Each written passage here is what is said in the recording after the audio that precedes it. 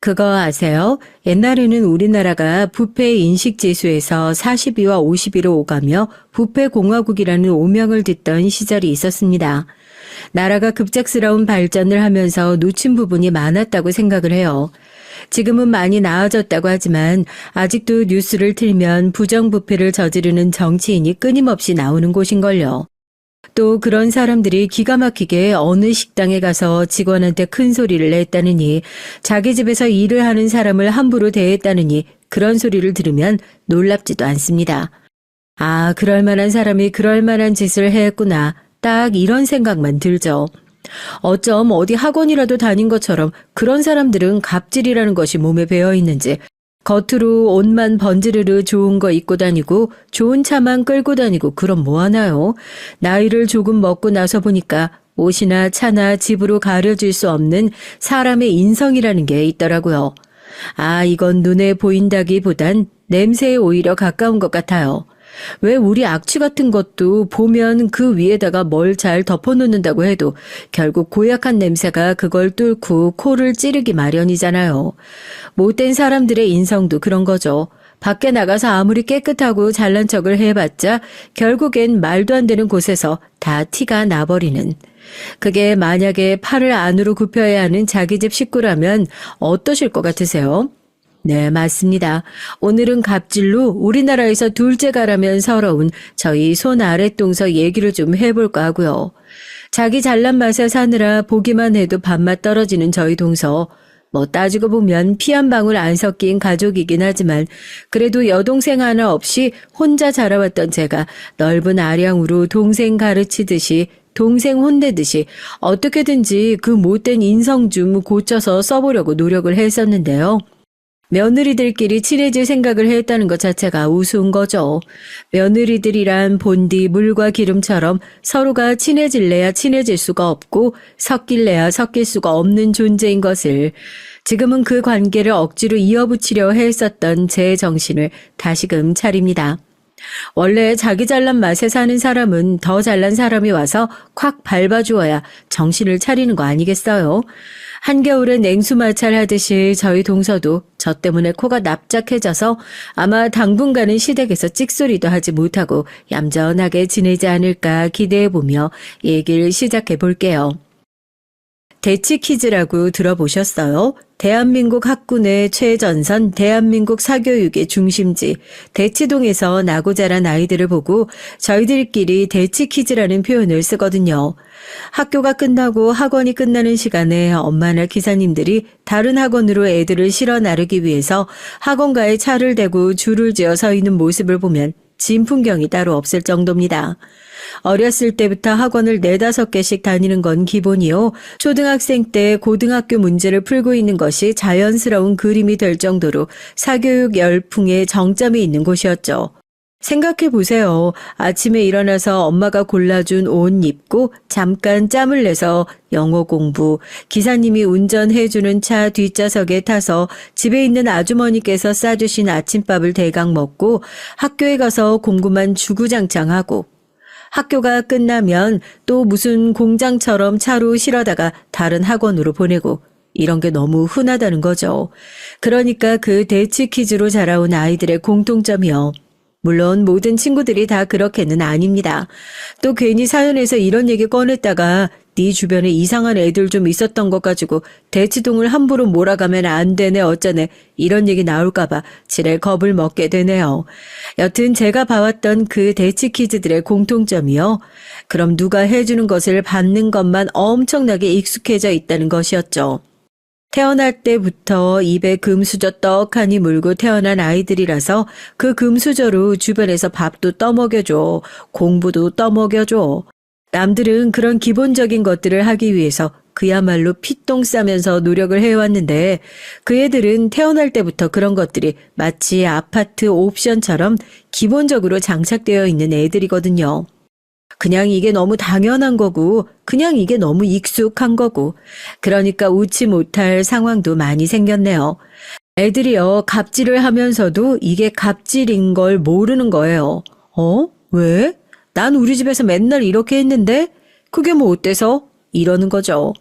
저도 그런 대치 퀴즈로 자란 주제에 말이 그렇게 많냐고 하시겠지만 제가 만약에 그 애들이 그랬던 것처럼 다른 사람들을 무시하거나 깔봤으면 지금 살아서 이렇게 사연 쓰는 일도 없지 않을까 싶네요. 그 전에 아버지 손에 진작 맞아 죽었을 것 같거든요. 전 학교 선생님들보다 어렸을 때 전래동화에 나왔던 호랑이보다 저희 아버지가 세상에서 제일 무서웠어요. 평소엔 인자하고 온화해 보이시다가도 제가 그런 기본적인 예의를 지키지 않거나 남들을 무시하는 듯한 말투와 행동, 그런 것들도 거의 밖에서 다른 친구들이 하는 것을 보고 배워왔던 거긴 하지만요. 여튼 집에서 그런 행동을 보이기라도 하면 엄마가 말려도 소용이 없어요. 아버지 서재 들어가서 무조건 종아리 걷어올리고 회초리를 10대씩 맞았습니다. 요즘엔 애들 때리면서 키우면 안 된다고 그러잖아요. 제가 보기엔 매만큼 직방인 약이 없어요. 저도 결국엔 아버지한테 그 약 처방받고 지금까지 제가 가진 것들 남한테 의수되지 않고 남들 무시하지 않고 정상적인 사고를 가진 사람으로 자랄 수 있었으니까요. 예를 들어서 한 번은 그런 적이 있어요. 학교에 있는 엄마한테 갑자기 연락이 왔더라고요. 오늘 학교 끝나고 학원 갈 때 같은 반에 친구 누구랑 같이 차를 타고 가면 된다고요. 알고 보니 당시에 같이 초등학교를 다니고 있었던 같은 반 친구가 기사님이 오시는 길에 사고가 나서 사고 처리를 하느라 학원을 데려다 줄 사람이 없이 붕 떠버린 거죠. 그래서 급한 대로 같은 학원에 다니고 있었던 저희 엄마에게 그 친구 엄마가 전화를 했었던 거고요. 아, 짜증나. 그 아저씨는 운전을 얼마나 거지같이 했으면 사고를 내서 일정을 이렇게 꼬이게 만든단 말이야. 다른 차 타는 거 싫어하는 거 뻔히 알면서. 제가 깜짝 놀랐던 게 그런 것들이었어요. 초등학생이잖아요. 악이라는 것이 아직은 없어야 할 누구보다 순수하고 깨끗한 시기요. 매일같이 자기를 학원에 데려다 주던 아저씨의 사고 소식을 들어도 두 눈 하나 깜짝하지 않고 자기 일정이 꼬이게 한 것이 마치 그 기사님 때문이라는 듯이 행동하는 친구의 모습이 조금은 소름 끼치더라고요. 친구의 짜증은 거기서 끝나지 않았습니다. 뭐 때문인지 쉬이 화가 풀리지 않았던 친구는 기사님 바로 뒤편 뒷좌석에 앉아 거의 눕다시피 해서 발로 기사님이 앉아 계신 의자를 뻥뻥 차는 것이 아니겠어요? 아저씨, 평소에도 운전 이렇게 하세요? 아, 운전 똑바로 하시라고요. 방지턱, 지나갈 때마다 계속 흔들리잖아요. 아, 진짜 왜 이렇게 다 짜증나게 굴어? 아저씨 운전하시잖아. 뒤에서 그렇게 발로 차면 방해되는 거 몰라? 방지턱도 하나도 안 불편한데 괜히 나서서 시비 걸지 마. 왜 그러는 거야 대체? 어쩔 줄 몰라서 난감해하는 기사 아저씨 대신 제가 나서서 친구를 제지했지만 집에서 워낙에 아나무인으로 자라던 그 친구가 제 말을 쉽게 들을 리가 없었죠. 이대로 놔뒀다가 정말이지 큰 사고라도 날까 싶어서 아저씨에게 얼른 차를 세워달라고 얘기하고 친구를 질질 잡아 끌어내렸습니다. 이러다 사고 날 것 같으니까 거리도 얼마 안 남았으니 그냥 걸어가자고요. 짜증이 잔뜩 난 친구가 저를 앞질러서 걸어갔고 학원이 끝나고 나서 그 얘긴 고스란히 그 친구의 엄마 귀에 들어갔던 모양이에요.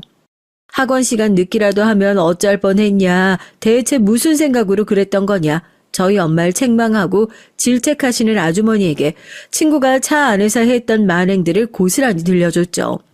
그 아줌마도 당황해서 얼굴이 새빨개 지시더군요. 어른 상대로 거짓말하면 안 된다고 자기 자식이 그럴 리가 없다고 철석같이 믿고 있는 것 같았어요.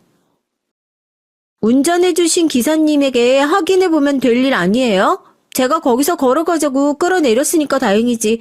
그러다가 아저씨가 핸들이라도 잘못 돌렸으면 어떡해요? 그 친구 엄만 그제서야 자기 딸의 잘못을 시인하더니 학교에서는 말 안 새어나가게 조심해달라고 거의 협박에 가까운 약속을 받아내고 나서야 저희 집을 떠나셨습니다.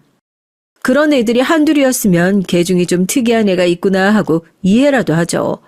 제가 크면서 그런 일들이 너무나 비일비재하다 보니까 이런 부류의 사람들과 어떤 식으로도 엮이고 싶지 않다는 생각이 들게 된 것 같아요. 다행인지 불행인지 모르겠지만 그런 대치키즈들 사이에서 부모님의 바램과 달리 공부를 잘하는 편이 아니었고 명문대라고 얘기하기엔 살짝 떨어지는 애들 사이에서 명함도 못 내미는 대학에 합격을 하게 됐습니다. 오히려 대학에 들어가서 이런저런 사람들이랑 같이 어울려서 지내니까 좀 숨통이 트이더라고요. 주변에 죄다 이상한 애들만 있어서 세상 사람들이 다 이런가 보다 하고 살았는데 그냥 내 주변이 이상한 거였구나를 알게 됐죠. 그렇게 평범하게 대학을 다니고 대학 졸업 후 운 좋게도 괜찮은 회사에 합격하면서 그런 또라이 같은 인간들을 마주했던 일들이 어린 시절 잠깐 있었던 특별한 에피소드 같은 일들이 되어갈 무렵이었어요. 그때쯤 회사에서 남편을 만나게 됐죠. 같은 부서 직장 동료로 처음 만나게 된 남편은 당시 회사에서 평판 좋기로 소문난 평범한 직장인이었어요. 처음 회사에 입사하고 이것저것 많이 버벅거리고 있을 시기에 부담스럽지 않게 조용히 나타나서 제 실수를 처리해 준다든지 밀려있는 일을 도와주는 그야말로 저에겐 구세주 같은 존재였죠.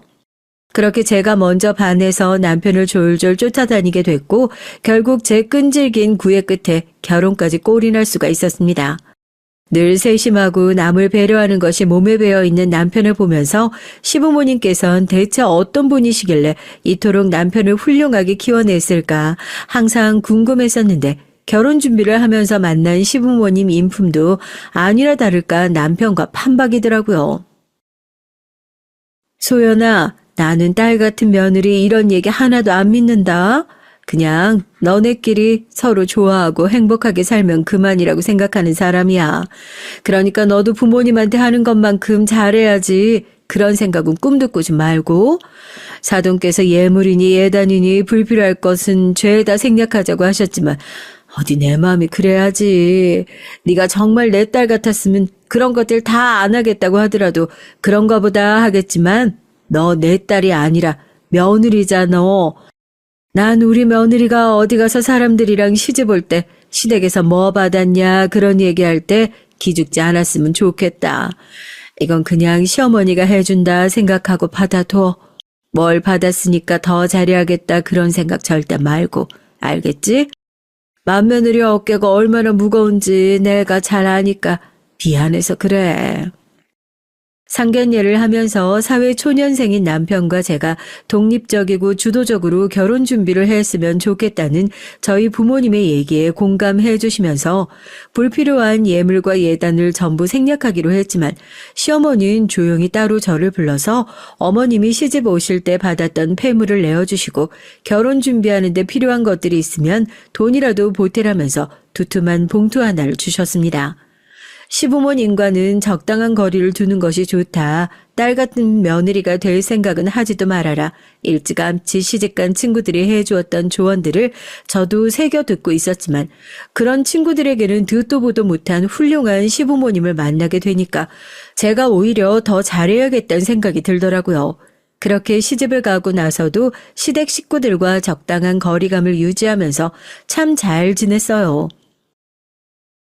딸 키워봤자 시집 가고 나면 남의 집 식구 되는 거라고 하더니 너 요즘 시댁 식구들이랑 지내는 거 보면 엄마 괜히 딸 뺏긴 것 같아서 질투난다니까. 그래도 요즘 시댁 식구들 때문에 스트레스 받는 젊은 사람들이 많다고 하던데 넌 시댁 식구들 덕에 예전보다 웃는 날이 더 많아진 것 같으니까 얼마나 다행이니? 엄마가 항상 얘기하지? 이웃 잘 만나는 것도 다 복이다. 주변에 좋은 사람들 두는 것도 다 복이야. 시댁 식구들 잘 만난 거 그것도 다 네 복이다 생각하고 항상 감사하면서 지내. 오죽하면 엄마가 대놓고 저렇게 서운한 티를 내실 정도였으니까 말 다 했죠 뭐. 시집가서 한 3년 동안은 그렇게 잠잠하게 잘 지냈어요. 어디 가서 누가 시댁 식구들 얘기를 하면 욕을 바가지로 하기 위해서 시동 걸고 있을 때 전 옆에서 우리 시부모님은 좋으신 분들이라 내가 스트레스 받을 일 없다 이런 소리나 하고 있으면 시샘과 따가운 눈총을 받기도 할 정도로 말입니다. 어렸을 때부터 큰 굴곡 없이 살아오고 시집까지 잘 가서 다른 게 금수저가 아니라 그런 게 금수저다 소리 들어가던 제가 그럼 대체 뭐 때문에 사연을 쓰게 됐냐? 모든 불행은 저희 집에 손 아래 동서가 들어오고 난 이후로 시작됐어요. 남편에겐 3살 터울의 남동생이 한 명 있습니다. 시동생도 남편이랑 성격이 똑같아요. 저희 시댁 식구들 중에 한 명도 어디 밖에 나가서 큰 소리를 내본 적이 있을까 싶을 정도로 매사에 차분하시고 인자한 사람이거든요. 시댁에서 가족들이 다 같이 모이는 행사가 있을 때면 소파에 가만히 앉아서 제가 일하는 거 구경하는 사람이 한 명 없어요. 다들 엉덩이 떼고 내가 뭘 도와주면 되냐, 뭘 하면 되냐 두 팔 걷어붙이고 나서는 분들이셨고 시동생도 그중 한 명이었고요. 결혼을 하고 제가 시댁에서 그런 사랑을 받고 지내다 보니까 자연스럽게 시동생의 결혼에도 관심이 생기더라고요. 직업도 괜찮아요. 금융회사에서 펀드 매니저로 일을 하고 있거든요. 제 친구들 중에서도 아직 동생 시집 안 보는 애들이 시동생 괜찮으면 소개 좀 시켜달라 얘기도 많이 했을 정도였고요. 물론 이모저모 따져봐도 시동생이 좀 더 아까운 느낌이라고 해야죠. 그런 친구들 부탁을 애둘러 다 거절하긴 했었지만 말입니다. 저 다음번엔 내가 결혼 생각하고 진지하게 만나는 사람이 있는데 그 사람 집에 데려와서 인사시키고 싶어서 회사를 좀 다니다가 지금은 다른 회사로 넘어가려고 이직 준비하고 있는 중인데 지금이 아무래도 제일 여유가 있는 시기니까 결혼 준비를 좀 서두르면 어떨까 해가지고. 이런 시동생이 먼저 나서서 결혼 얘기를 꺼내니까 저희 모두 쌍수 들고 환영이었죠. 남편한테 물어봐도 학생 때부터 뭐 연애하는 모습을 제대로 한 번도 본 적이 없다는데 대체 저런 완벽한 사람이 고른 여잔 누굴까? 괜히 남동생 장가 보내는 누나의 마음이 돼서 제가 더 들뜨고 기대가 되는 거 있죠? 시동생도 웃으면서 손 아래 동서가 생기면 형수님이 잘 좀 챙겨달라고 벌써부터 얘기를 하는데 제가 웃으면서 그건 걱정하지 말라고.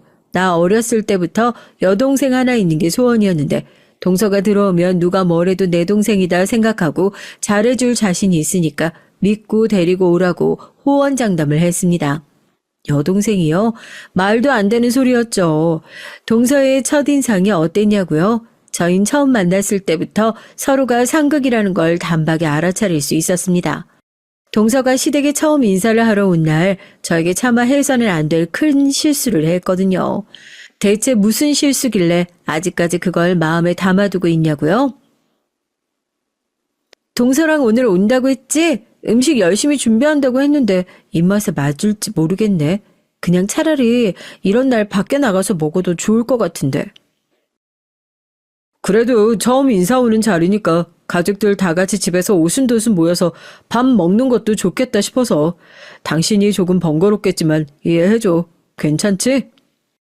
동서가 처음 집에 인사하러 온 날 생전 제게 이런저런 부탁을 안 하셨던 시부모님께서 집에서 가족들이 오랜만에 다 같이 얼굴도 보고 밥도 먹을 겸 집에서 만났으면 좋겠다 넌지시 얘기를 하시길래 알겠다고 대답을 드렸죠. 그게 뭐 어려운 일이라고요. 맏며느리로 들어왔으면 이 정도는 군소리 없이 해야겠다 싶었기도 하고요. 솔직히 이건 뭐 얘기를 하기 좀 그렇긴 한데 제가 난임 치료 때문에 회사를 쉬고 있는 시기였거든요. 남들은 결혼하자마자 얼마 안 되어 잘만 찾아오는 아기가 왜 그렇게 간절히 기다리는 저희 부부한텐 쉽사리 찾아와 주지 않는 건지 참 야속하기만 하더라고요. 괜히 이러다 아이를 못 가지게 될까봐 저도 조바심이 나고 괜히 제 잘못도 아닌데 시댁 눈치도 보이고 그러는 거 있죠. 가뜩이나 계속 나가서 일을 했던 사람이니까 아무리 병원을 다닌다고는 하지만 집에 들어와 앉아있는 게 좀이 쑤시기도 했고요. 시부모님께선 그런 저의 마음을 누구보다 잘 헤아려 주시는 분들이셨기에 괜히 남편이 없는 시간에 저한테 연락해서 나가서 커피 한잔 하고 오자. 이번에 새로 개봉한 영화 뭐가 재밌다더라. 이런 얘기를 해주시면서 제 마음의 부담을 최대한 덜어주시기 위해 노력하셨고 지금 제 상황이 너무 힘들어서 그런지 그런 얘기에 괜시리 감사하고 울컥하고 그러더라고요. 사람이 기쁠 때 옆에 같이 있어주는 사람보다 슬플 때 옆에서 같이 울어주는 사람이 더 기억에 남는다고 힘들고 지친 시기에 시댁이라는 든든한 울타리가 없었더라면 어땠을까 항상 감사하기만 했습니다. 달리 시부모님께 그 마음을 표현할 수 있는 방법도 없고 그래서 그날 저도 다른 소리 안 하고 묵묵히 상을 차렸던 것 같아요. 대체 어떤 사람이 들어올까 그때는 기대와 설렘밖에 없었을 때였으니까요. 그런데 처음 들어온 동서가 저한테 대뜸 선물을 건네주면서 이건 냉장 보관해야 한다, 이건 냉동 보관해야 한다 그런 얘기를 하는 게 아니겠어요? 이게 지금 무슨 소리인가 싶어서 저도 그대로 벙찌고요. 뭐 하는 거야? 여기 우리 형수님이셔. 얼른 인사드려. 뭐? 집에서 일하는 분 아니었어? 어머, 죄송해요. 어떡하죠, 형님? 전 너무 자연스럽게 앞치마를 메고 일하고 계셔서 깜빡하고 착각했어요. 죄송해요. 너무 황당한 착각이긴 했지만 자기 입으로 실수라고 하는데 거기서 버럭 화를 내는 것도 제 꼴만 웃어질 뿐이잖아요. 그런데 이제 생각해보니까 고단수인 동서가 그런 실수를 그냥 했을 리가 없을 것 같더라고요. 그냥 첫 만남부터 자기가 손윗동서가 있다는 사실을 알고 뻔히 제가 손윗동서인 걸 알면서도 기싸움을 하려고 그렇게 달려든 것이 아닌가 지금은 그렇게 의심을 하지만 그때야 뭐 제가 동서에 대해서 잘 알고 있을 때도 아니었고 처음 보는 사람을 대뜸 그렇게 의심할 수가 없었으니까 기분은 나빴지만 뭐 그래 보일 수도 있겠다 하고 웃으면서 넘어갔죠.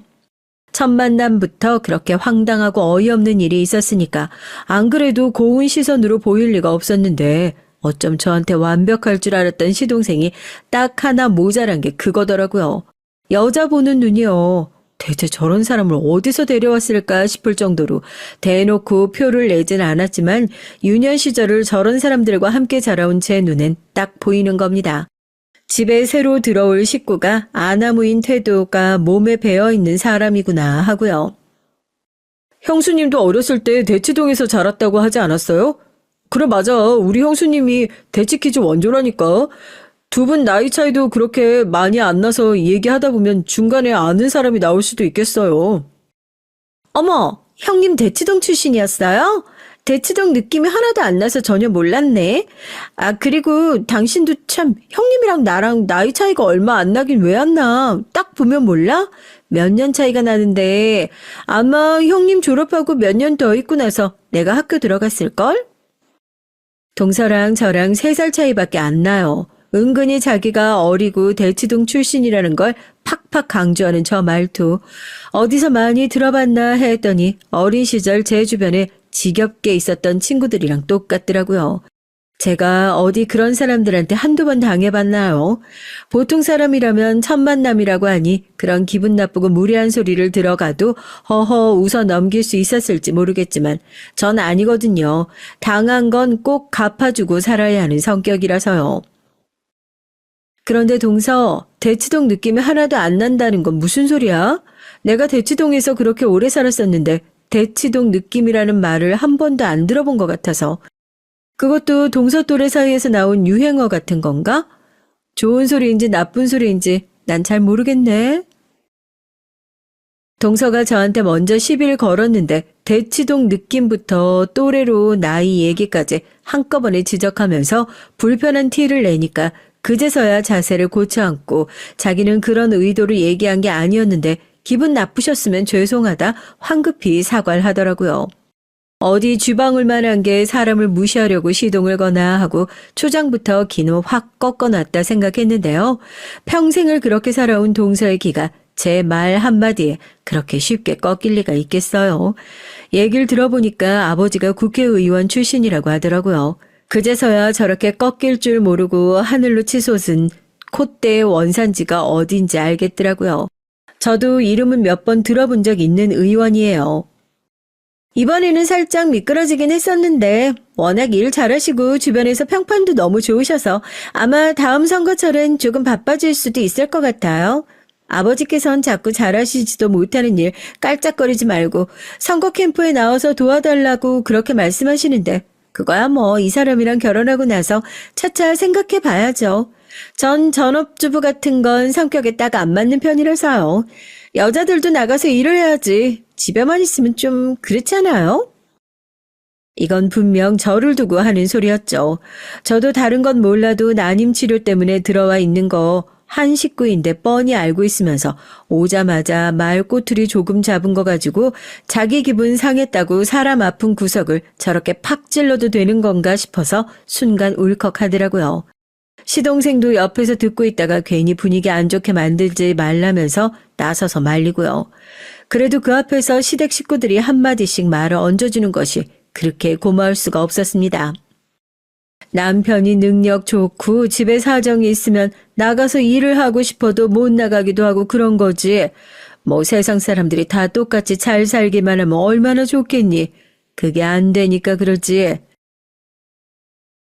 마치 저 들으라는 듯이 그렇게 따뜻하게 제 쪽을 바라봐 주시면서 말씀하시는 시어머니 덕분에 저도 울컥하고 올라왔던 화가 스르르 가라앉는 것만 같았어요.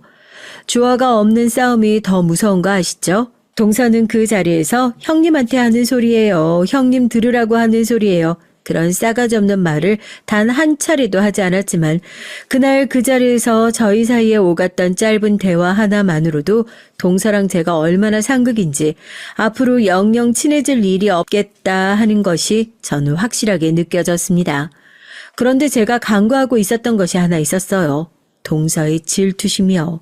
다른 건 몰라도 이 나이 먹고 동서랑 유치하게 이런 걸로 경쟁하게 될 줄은 몰랐는데요.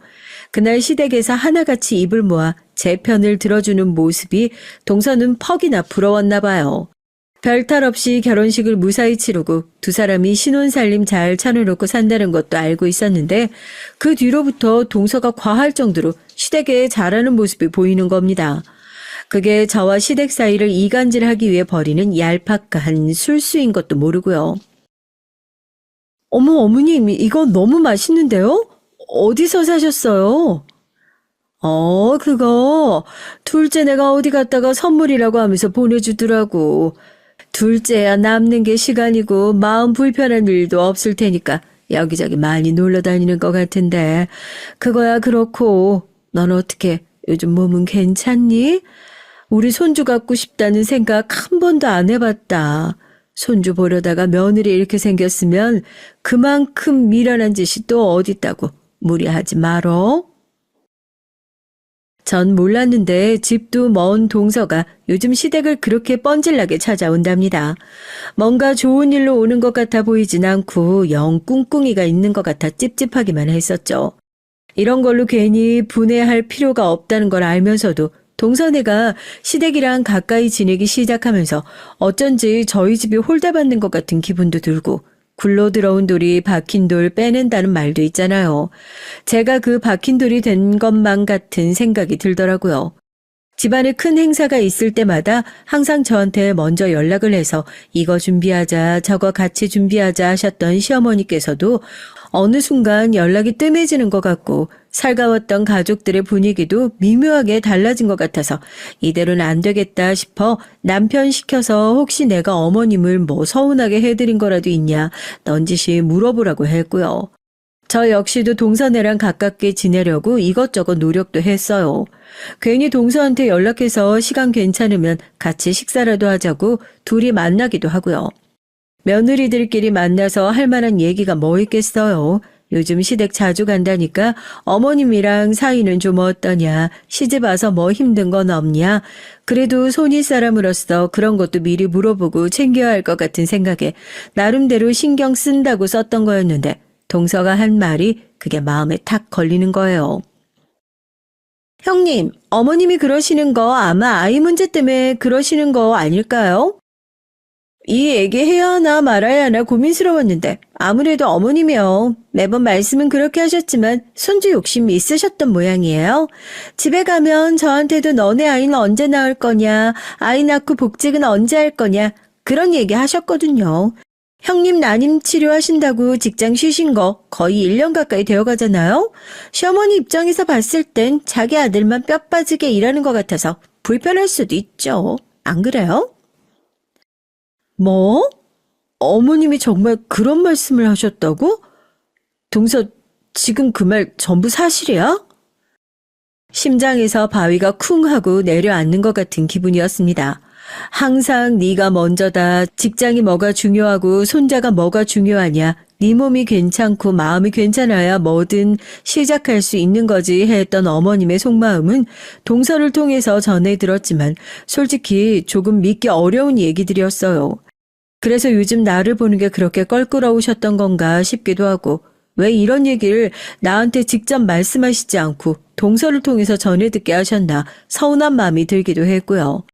누구보다 말하지 않아도 내 마음을 먼저 잘 헤아려 주셨던 것이 감사했던 어머님이었기에 이번엔 내가 먼저 속내를 터놓고 허심탄회하게 말씀을 드려봐야겠다 생각을 하고 있었는데 그날 동서와의 약속이 끝나고 집에 돌아오고 남편과 얘기를 하고 난 이후에 정말 기절할 뻔했습니다. 동서가 보통 여시가 아니라고 예상은 하고 있었지만 설마 이런 식으로 어머님과 절 이간질하고 있을 거라곤 상상조차 하지 않고 있었으니까요. 집에 돌아가니까 남편이 대뜸 저한테 그러는 거예요. 혹시 재수 씨한테 요즘 난임 치료 받느라 힘들다고 지친다고 그런 얘기를 했던 적이 있냐고요. 동서랑 제대로 얘기를 해봐야겠다 싶어서 만난 것도 오늘이 처음이었고 평소에 전화통화를 하면서 그런 얘기를 미주알고주알 할 정도로 사이가 가까운 것도 아니라서 남편이 지금 무슨 소리를 하는 건가 화들짝 놀라가지고 내가 동서한테 그런 집안일까지 다 전달할 사람으로 보이냐고 펄쩍 뛰면서 아니라고 했죠. 남편도 그치 그래요. 아무래도 어머니가 뭔가 오해를 하신 것 같은데 재수 씨가 요즘 본가에 많이 왔다 갔다 했었잖아. 그러면서 어머니한테 뭔가 얘기를 했던 모양이야. 난임 문제는 보통 남자 쪽이 많은데 왜 본인만 이런 고생을 하고 있어야 하는지 모르겠다는 식으로 생각하고 있지 않을까. 당신이 그런 생각을 하고 있는 것 같다고. 나도 그 얘기를 듣고 당신이 그런 생각할 사람이 아닌 거 아니까 절대 그런 거 아니라고 펄쩍 뛰면서 아니라고 말씀드렸지. 어머닌 그 얘기 듣고 나서 괜히 신경도 쓰이고 해가지고 당신 더 못 불렀던 것 같고. 아무리 본인이 사랑받는 며느리 역할을 독차지하고 싶어도 그렇지 이런 식으로 치사하고 간사하게 중간에 껴서 없는 말 만들어서 여기저기 전하면서 저랑 시댁의 사이를 멀어지게 했다는 사실에 화가 나서 참을 수가 없더라고요. 제가 외투를 챙겨서 자리를 박차고 일어났습니다. 한번 화가 나면 붙잡을 수 없다는 것을 남편도 잘 알고 있으니까 일단 진정하고 내일 다시 얘기해보자고 하는데 이럴 필요가 있냐고 그냥 시댁에 가서 속 시원하게 삼자대면 하자고 그렇게 얘기했죠. 남편과 제가 시댁으로 달려갔고 남편이 시동생에게 전화를 해서 온 가족이 시댁에 모이게 됐습니다. 이 모든 문제의 주범이었던 동서가 아무 일도 없었다는 듯이 뻔뻔하게 들어오는 걸 보고 진짜 속으로 한 대 콱 쥐어받고 싶다는 생각을 몇 번이나 했는지 몰라요. 평화로운 주말 오후에 갑자기 시댁에 온 가족을 불러 모은 절 보고 시부모님도 깜짝 놀라셨죠. 동서, 가족들 다 모여 있으니까 동서가 동서 입으로 직접 얘기해봐. 뭐? 난임 문제는 남자 쪽에 많은데 내가 나 혼자 고생하고 있는지 모르겠다고 그랬다고? 동서가 언제 나한테 연락이나 했었던 적이 있고? 어머님, 동서가 저한테 와서 뭐라고 하셨는 줄 알고 있으세요? 난임 치료 받겠다는 핑계로 1년 가까이 일을 쉬고 있으니까 아들 혼자 고생하는 것 같아서 아무래도 어머님이 안 좋아하시는 것 같다고 그렇게 얘기했어요. 가족들 다 모여 있으니까 동서가 한번 얘기해봐. 내가 그런 얘기를 했어? 어머님, 진짜 그런 말씀 하셨어요? 어머, 그게 무슨 소리야. 내가 언제 그런 얘기를 했다고 그러니? 아니나 다를까 어머님도 언제 그런 소리를 했냐고 펄쩍 뛰시면서 손사래를 치더라고요. 중간에 껴있는 동사원 어쩔 줄을 몰라 하면서 아무런 말도 못하더라고요.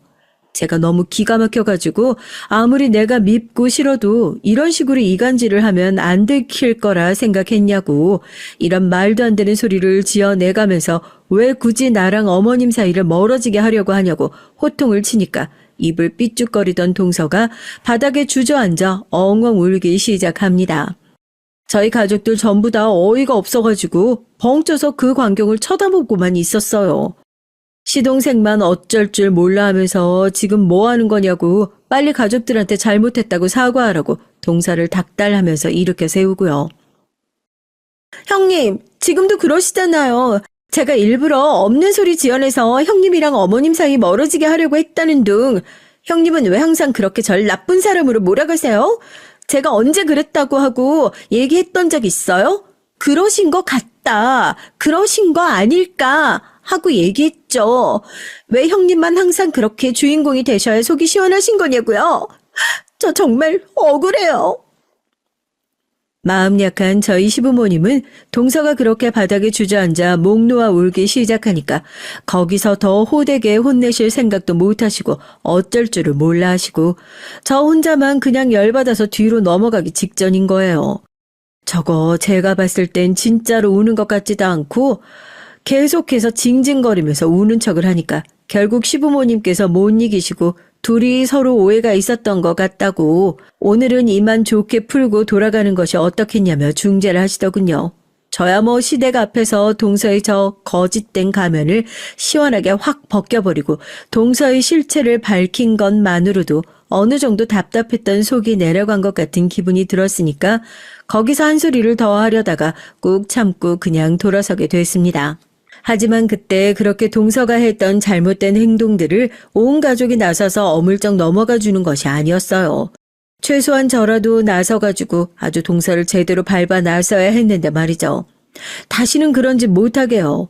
그 뒤로 동서의 또라이 같은 행동이 더 심해졌으면 심해졌지 덜해지진 않았으니까요. 그래도 그 일 한 번 있고 나서 자기도 눈치를 보는 건지 한동안 잠잠했었거든요. 먼저 연락이 오더라고요. 지난번엔 자기가 죄송했었다고 가족들한테 드릴 말씀도 있고 해서 다 같이 집에서 저녁이나 먹자면서요. 솔직히 아직까지 동서의 얼굴을 보는 것이 그렇게 썩 내키진 않았지만 맏며느리의 자리라는 게 그렇잖아요. 사실 제 속은 이만큼 작은데도 불구하고 대인배처럼 굴어야 하는 거요. 어쩔 수 없이 알겠다고 하고 동서내로 향했죠. 시댁 식구들 다 모여있는 자리에서 동서가 중대 발표할 게 있다면서 제 눈치를 한번 쓱 보고 씩 웃더라고요. 그땐 그 웃음의 의미가 뭔지 몰랐죠. 저 형님께 죄송해서 어떡하죠? 제가 이렇게 먼저 좋은 소식을 전하게 될 줄 몰랐는데 오늘 병원 다녀왔는데 임신이래요. 6주라고 하더라고요. 좋은 소식인데 왜 내 눈치를 보고 그래? 너무 잘 됐다. 동서네도 아이 기다렸잖아. 시댁 식구들 모두 깜짝 놀라며 기뻐했고 솔직히 저도 속은 좀 쓰렸지만 그래도 남의 행복에 초를 치는 그런 못된 사람은 아니니까 정말 진심으로 축하해 줬습니다. 시동생도 전혀 모르고 있었던 눈치더라고요.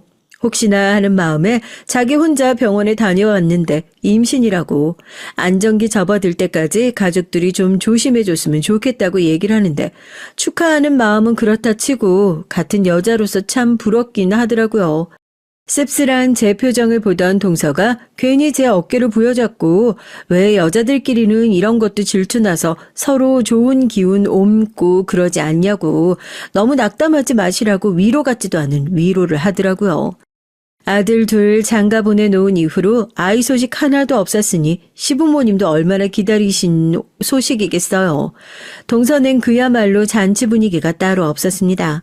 평소에 과묵하시던 시아버지도 오늘은 대리 불러서 가야겠다고 평소에 잘 드시지도 않던 술을 드시고 저녁 자리가 생각하던 것보다 좀 길어지게 됐어요.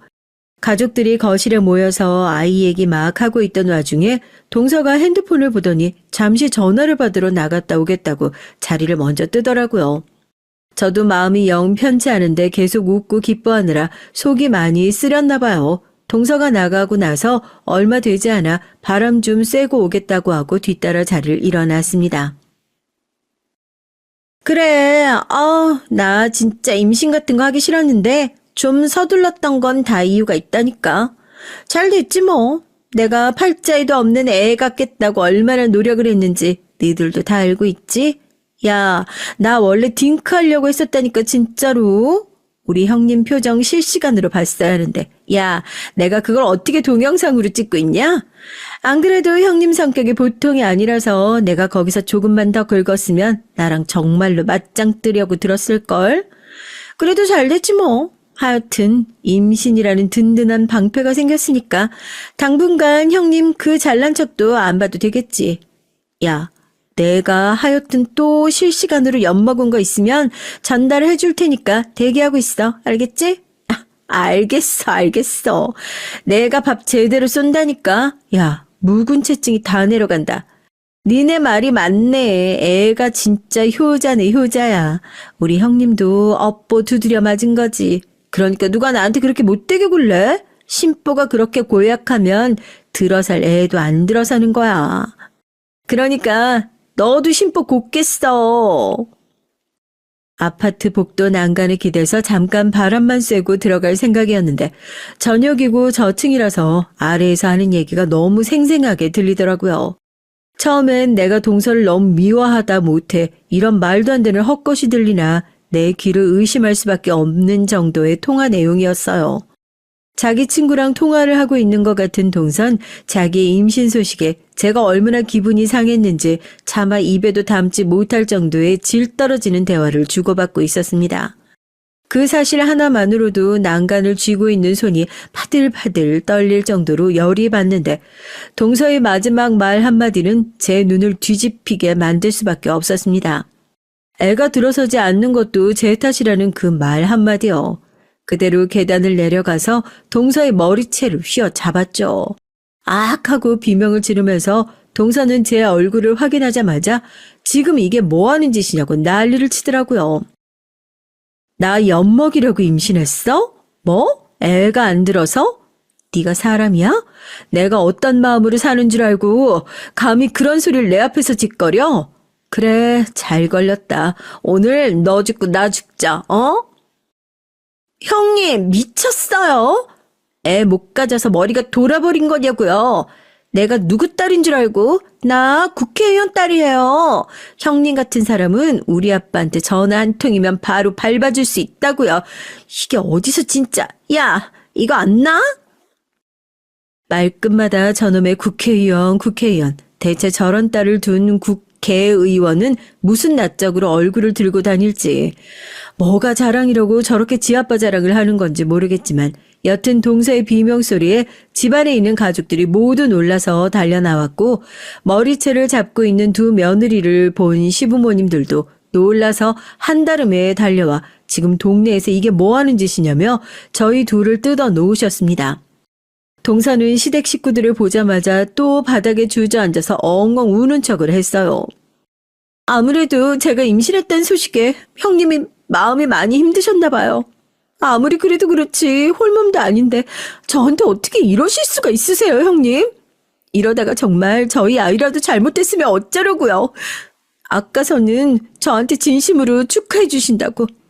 전 정말 형님이 좋고 형님이랑 잘 지내보고 싶었는데 형님은 저랑 그러고 싶지가 않으신가 봐요. 야, 그 가증스러운 연기도 정도껏 해. 내가 너 같은 애들 상대하면서 그 정도 준비도 안 했을까 봐? 여보, 내가 아무 이유 없이 사람 머리채나 잡는 그런 깡패로 보여? 전 시댁 식구들이 다 모여있는 자리에서 아까 아파트 난간에 기대에 떨리는 손으로 녹음했던 동서의 통화 내용을 가족들에게 들려줬습니다. 동서는 녹음 파일을 재생하자마자 기겁을 하면서 제 손에서 어떻게든 핸드폰을 뺏으려고 했지만 저 역시 핸드폰을 등 뒤로 숨기고 어떻게든 뺏기지 않으려고 했죠. 그야말로 기함할 만한 통화 내용에 시댁 식구들 모두 기겁하고 말았습니다. 어떻게 애를 가진 임산부가 엄마 될 사람이 이런 생각을 할 수 있냐면서요. 시동생 역시 동서를 붙잡고 당신이 정말 이런 얘기를 한 게 맞냐고, 이게 다 사실이냐고 동서를 붙들고 흔들었고 동서는 그런 시동생의 팔을 뿌리치고 이제는 숨길 생각도 없다는 듯이 고래고래 소리를 치기 시작했습니다. 그 갑질하는 DNA가 어디로 가겠어요? 왜 항상 다들 형님만 감싸고 도는데? 저 인간이 뭐라고? 우리 아빠가 국회의원이야, 어? 형님이 대체 뭔데? 뭐가 그렇게 잘났는데? 집안이 나보다 잘나기랬어. 학력이 나보다 좋기를 해. 애를 가지기랬어. 쥐뿔 아무것도 없는 사람한테 왜 그렇게 다들 짤짤매고 있냐고. 별것도 없는 저런 년한테 다들 빌빌거리는 꼴 보기 싫다고. 짜증난다고. 동서의 얘기가 끝나자마자 누군가 동서의 뺨을 짝 소리나게 올려 붙였습니다. 저도 깜짝 놀랄 수밖에 없었어요. 시동생이었으니까요. 사람들이 항상 당신이 집안만 믿고 사람들 무시하고 갑질하고 한다고 할 때도 난 항상 당신 편이었어. 그런데 당신이 어떻게 나한테 이럴 수가 있어? 형수님, 나한테 소중한 식구야.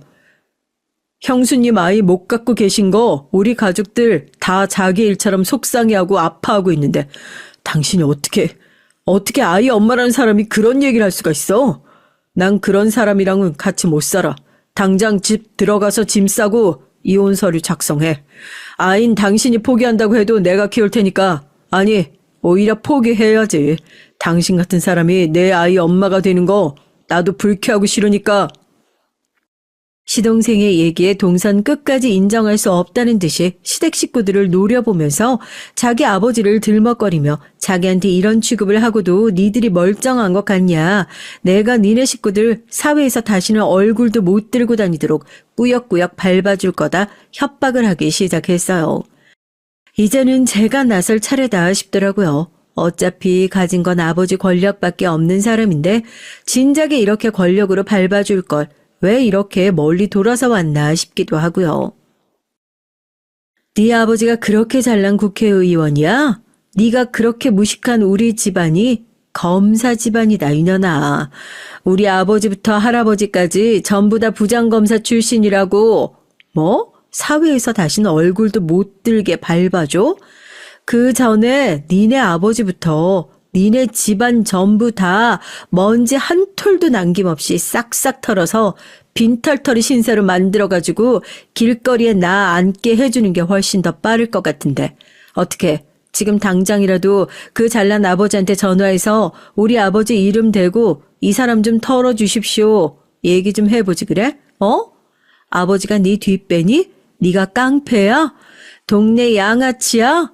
아버지 이름 들먹이면서 이렇게 쪽팔리게 사는 거 너랑 네 뱃속에 있는 아이한테 부끄럽지도 않니?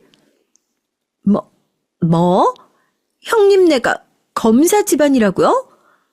아니 저한테는 한 번도 그런 말씀 하신 적 없으셨잖아요. 왜 여태까지 한마디 말도 안 했냐고? 난 누구랑 다르게 아버지 이름 팔아서 사는 사람이 아니니까. 얼마나 떳떳하게 못 살면 그렇게 아버지 이름까지 팔아가지고 살아야 돼? 이런 한심한 인간을 엄마라고. 그제서야 동선 저와 시댁 식구들 앞에 무릎을 꿇고 한 번만 용서를 해달라고 정말 눈물을 펑펑 쏟으면서 사죄를 하기 시작했어요. 얼마나 기가 막혀요. 아까까지만 해도 콧대가 하늘을 찌를 것 같던 세상에 무서울 것이라고는 하나도 없어 보이던 그 동서가 겨우 집안 차이 때문에 제 앞에 무릎을 꿇게 될 것이라고요. 머리 감싼 시동생은 집 안으로 쏙 들어가 버리고 잔뜩 화가 나신 시부모님께서도 아무런 말씀도 없이 자리를 뜨셨고 결국 맨 마지막에 남아서 혀를 끌끌 차면서 동서를 일으켜 세운 건 바로 저였습니다.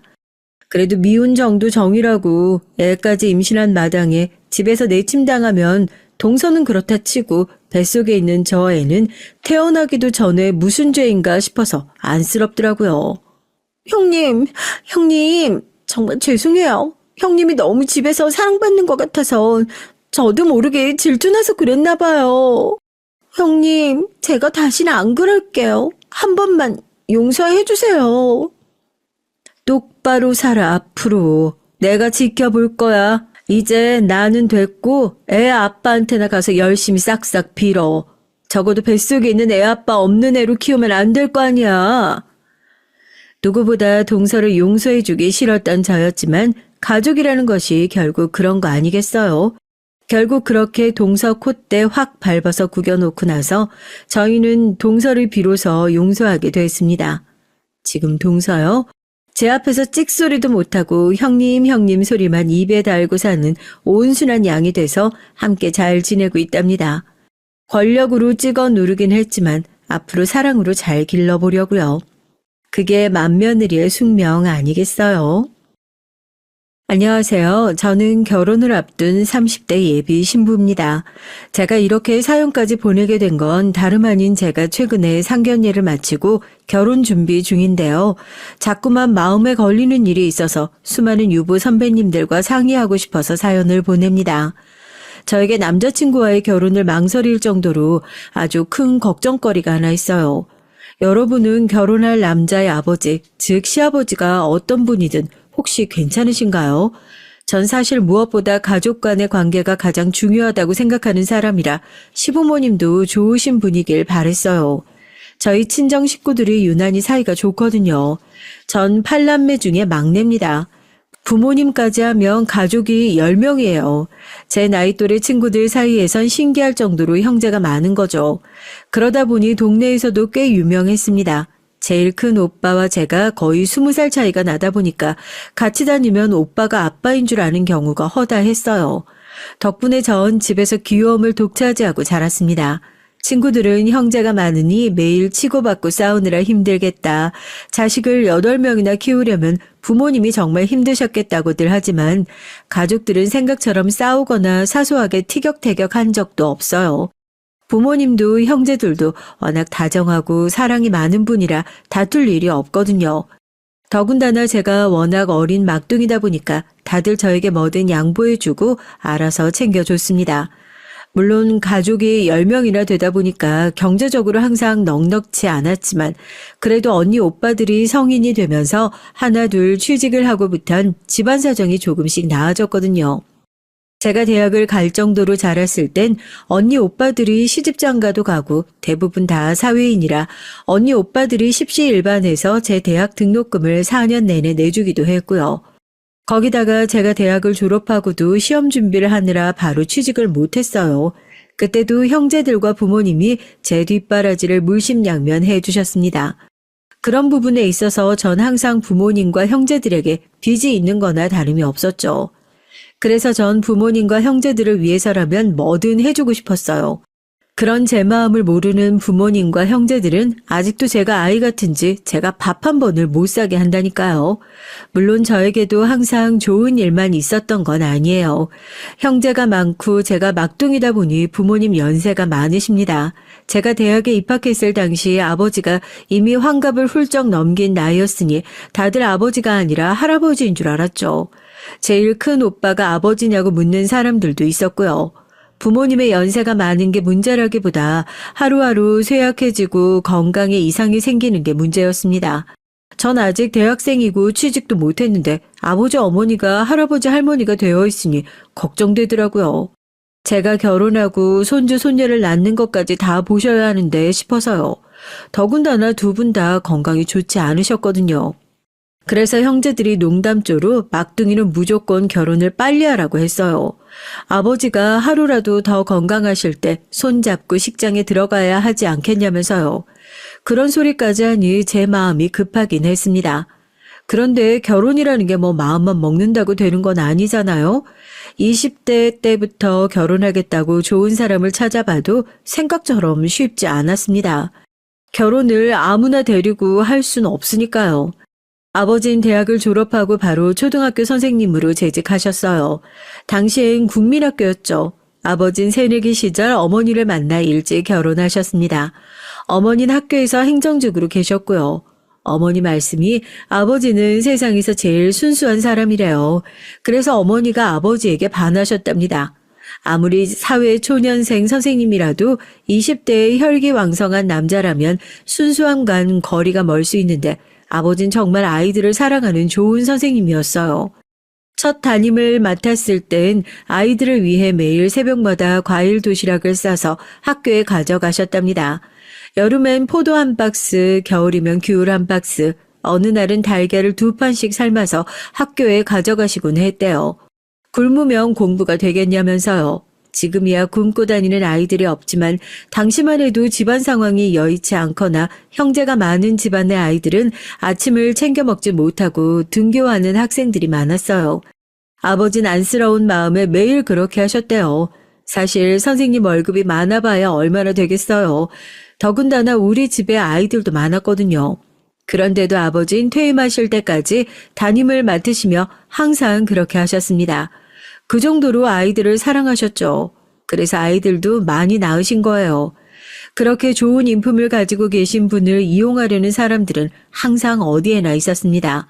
아버지가 담임으로 재직 중에 한 학부모가 학교에 항의 전화를 한 거예요. 아이가 담임이 준 달걀을 먹고 와서 탈이 났대요. 하루 종일 구토하고 설사하다 하다 목에서 피까지 났다고요. 방금 병원에 다녀왔는데 식중독 증상 같다고 했다면서 무조건 아버지 잘못이라고 우겼답니다. 먹은 거라고는 학교에서 달걀 먹은 게 다라고요. 그때 시간이 저녁 9시가 넘은 시간이었어요.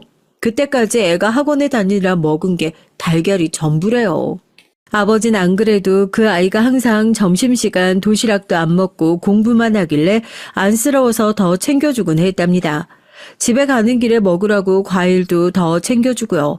그런 아버지에게 다 담임인 아버지 탓이라며 고소를 하겠다고 했다네요. 아버진 그 전날 가게에서 산 달걀이라 신선했다. 다른 아이들은 모두 다 괜찮았다고 얘기했지만 그 학부모에겐 통하지 않았습니다. 선생이면 선생답게 애들 수업이나 잘 가르치면 될 노릇이지. 쓸데없이 집에 남은 음식은 왜 싸다가 먹이고 난리야? 우리 애가 우리 집안에서 얼마나 귀한 3대 독자인 줄 알아요? 내가 선생님 고소할 거니까 그런 줄 알아요. 살다 보면 참 별의별 일이 많습니다. 하지만 저희 아버지처럼 법 없이도 살 정도로 좋은 분이 고소를 당할 거라고는 생각지도 못했어요. 그것도 학부모에게 말이죠. 당시에 증거가 불충분해서 사건이 진행되진 않았지만 학교라는 데가 워낙 보수적인 사회이다 보니 아버지께선 학부모에게 고소당했다는 것만으로도 선생으로서의 명예를 떨어뜨렸다며 반년 동안 감봉 조치를 당했습니다. 내가 이 선생 매일 애들한테 아침 먹이겠다고 박스로 음식 가지고 나를 때부터 이럴 일 생길 줄 알았어. 애들한테 아무리 오지랖 부려봐야 선생한테 돌아오는 거 아무것도 없다니까. 애들 도시락 쌀 시간 있으면 이 선생 고가 점수나 신경 써요. 평소에 항상 아이들의 편에 서서 인기가 많다 보니 아버지를 시샘하는 선생님들도 많았어요. 담임이 매일 애들한테 먹을 거 해다 주니 다른 선생님들 입장에선 불편할 수도 있는 거죠. 다들 반응이 오지랖 부리다 큰 코 다칠 줄 알았다는 반응이었습니다. 그 일이 있고 나서 아버지가 전보다 달라지실 줄 알았어요. 그런데 아버진 전혀 의기소침해지지 않으시더라고요. 오히려 더 열심히 아이를 챙겼습니다. 달걀이나 우유 같은 알레르기 반응이 있는 음식보단 건강에 좋은 음식들 위주로 준비를 했고요. 보란 듯이 말이죠. 저와 형제들은 그런 아버지를 언제나 존경했지만 집안에서도 아버지를 탐탁지 않게 여기는 분이 있었습니다. 바로 외할머니예요. 저와 언니 오빠들은 거의 외할머니 손에서 자랐어요. 부모님이 맞벌이 하셔서 출근하고 나시면 근처에 사시던 외할머니가 집에 오셔서 팔남매 밥을 챙겨주셨거든요. 매일 오시다시피 하니까 집안이 돌아가는 일을 모르실 리 없었죠. 외할머니는 항상 남에게 퍼주는 아버지를 못마땅해 하셨습니다. 아무래도 당신의 귀한 딸이 고생하시는 게 싫으셨을 테니까요. 어머니는 집안 사정이 항상 녹록지 않으니 팔남매를 임신하고 낳는 동안 내내 일을 하셨고요. 매번 배가 불러서도 남들처럼 출퇴근하는 건 물론이고 애가 나올 때까지 출근하셨습니다. 이서방, 자네는 애가 그렇게 좋으면 차라리 돈을 벌어서 학교를 하나 차리지. 그럴 능력도 없으면서 왜 괜한 우리 딸을 참나 차버. 외할머니가 늦게까지 집에 계시다가 온 식구가 모여 다 같이 저녁을 먹는 날이면 어김없이 외할머니의 구박으로 식사가 시작됐습니다. 하지만 외할머니의 구박도 아버지에겐 소용이 없었어요. 저 때문에 애들 엄마랑 장모님 힘든 거야 너무 잘 알죠. 저 학교 퇴직하면 그때부턴 평생 애들 엄마랑 장모님한테만 잘하면서 살게요. 너스레도 그런 너스레가 없었습니다. 그럴 때면 외할머니는 혀를 끌끌 차며 당신이 그때까지 살아있을지 모르겠다고 소리를 지르셨죠. 내가 백날 소리 지르면 뭐래? 미련한 내 딸년이 저런 남자가 좋다고 매일 해벨레 사는걸. 그랬습니다. 외할머니가 매일 아버지를 구박해도 어머니는 말 한마디 보태지 않았어요. 당연히 어머니도 몸도 마음도 힘들고 지칠 때가 많으셨겠지만 모두 다 견디며 아버지의 신념을 믿고 지지하셨거든요. 그런 부모님을 보고 자라서 그런지 저도 그런 부부가 되고 싶었어요. 남들이 뭐라고 하든 서로가 서로에게 가장 큰 힘이 되어주는 유일한 편, 그런 든든한 버팀목이 되어주는 부부이자 부모가 돼주고 싶었습니다. 그러다가 그만 믿기지 않는 사고가 있었어요. 아버지께서 퇴임을 얼마 남기지 않았던 해에 크게 사고를 당하셨습니다. 아버지가 담임으로 있던 반에 아버지에게 매일 맞는 아이가 있었나 봐요. 한여름에도 애가 매일 긴 바지에 긴 티셔츠를 입고 땀을 뻘뻘 흘리면서 등교하는 걸 보고 아버지께서 유심히 지켜보셨나 봐요. 그런데 어느 날 아이가 등교했는데 얼굴에 핏기가 없어 괜찮냐고 이말 만졌더니 열이 펄펄 끓었대요. 이대로 수업을 받는 건 무리일 것 같아 가정에 연락을 했답니다. 그런데 아무도 전화를 받지 않은 거죠. 급한 대로 보건실에 데리고 갔는데 보건 선생님이 해열제를 먹이고 침대에 눕혀 땀을 닦아주다가 온몸에 난 상처를 본 거예요.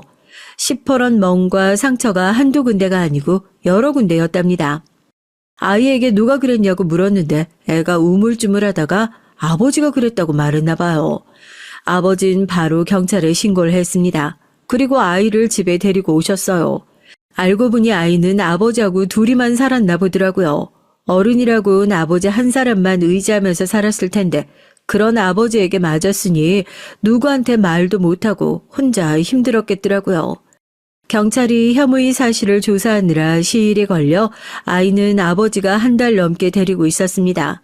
병원에도 다니면서요. 그런데 그 아이의 아버지가 저희 아버지에게 억하심정을 품은 거예요.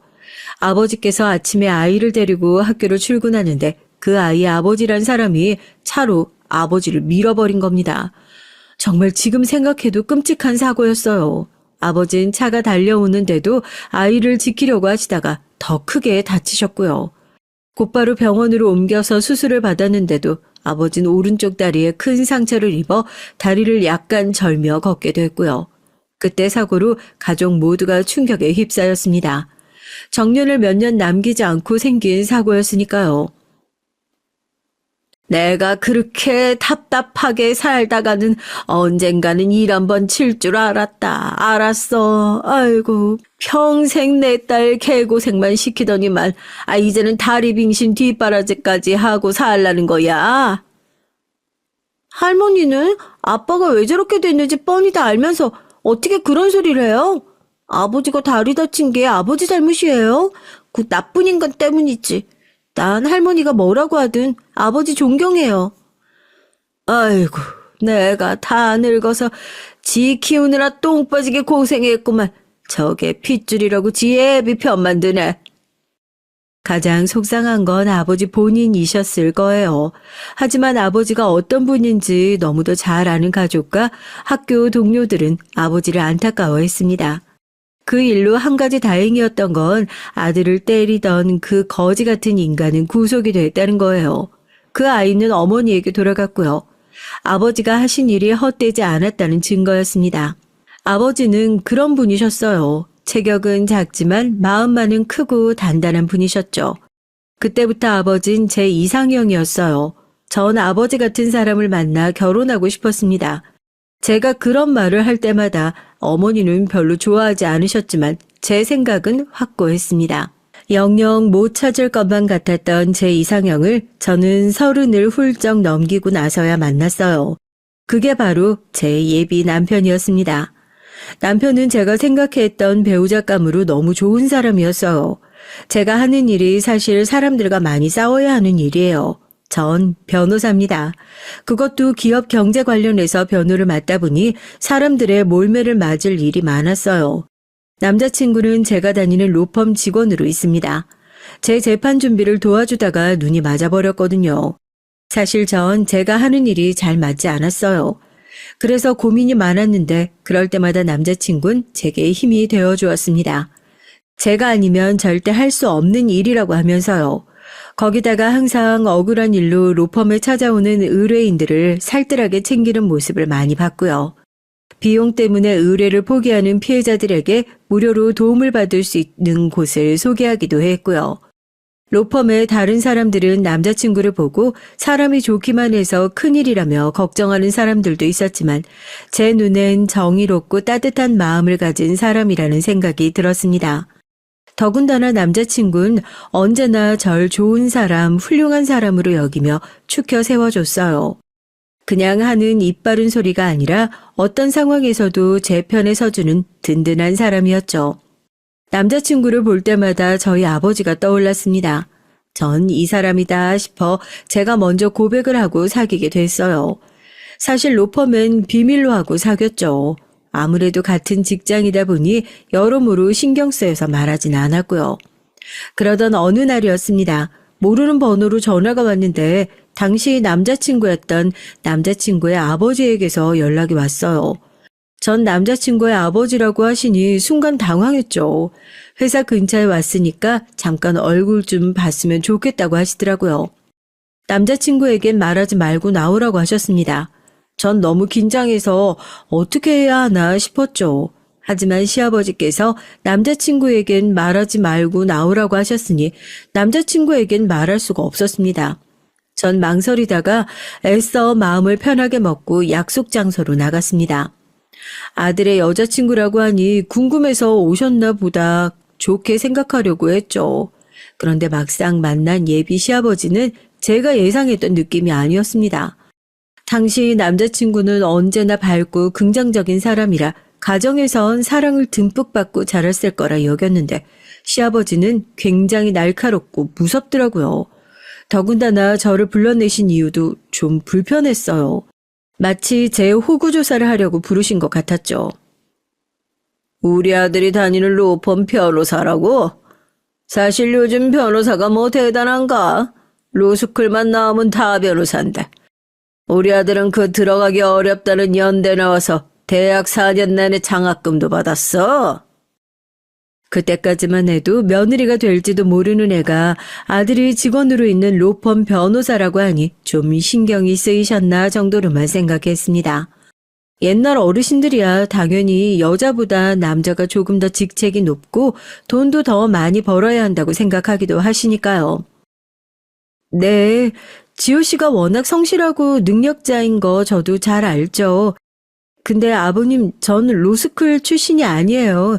제가 사시를 좀 빨리 준비하기 시작해서 사시 마지막 세대예요. 처음 말씀드린 대로 저도 형제 많은 집에서 워낙 사랑 많이 받고 자란 막둥이다 보니 어른들이 좀 무섭게 구셔도 웬만해선 기가 죽는 성격이 아니에요. 오히려 능청스럽게 굴면 더 그렇죠. 근데 시아버지에겐 그런 제 성격이 통하질 않았습니다. 첫 만남에 또박또박 제 의견을 얘기하는 게 좀 당돌하다고 느끼셨나 봐요. 내가 이럴 줄 알았다니까. 지호 이놈이 평생 모르고 답답하게 살더니만 여자 보는 눈도 발끝에 달렸지. 변호사라도 온화하고 여성스럽다고 하더니만 여자가 얼마나 지독하면 변호사가 됐겠어. 여자가 어디 어른 앞에서 눈을 동그랗게 뜨고 또박또박 말대꾸야. 이렇게 기가 세서 우리 집 맏며느리로 가당키나 해. 알고 보니 시아버지께서 엄청 보수적인 분이시더군요. 잠깐 사이 여자가라는 소리를 몇 번을 들었는지 모르겠어요. 시아버진 절대 전문직 여자는 며느리로 들일 생각이 없답니다. 전 제 두 귀로 듣고도 잘 못 들은 줄 알았어요. 요즘 세상에 전문직 며느리면 1등 신부감 아닌가요? 제가 지금 몇 년도에 와 있는 건가 싶었습니다. 아무래도 직업이 영 마음에 안 들어. 암튼 너희 아버지는 뭘 하시냐? 전 당연히 기분이 상했지만 애써 표정을 가다듬었습니다.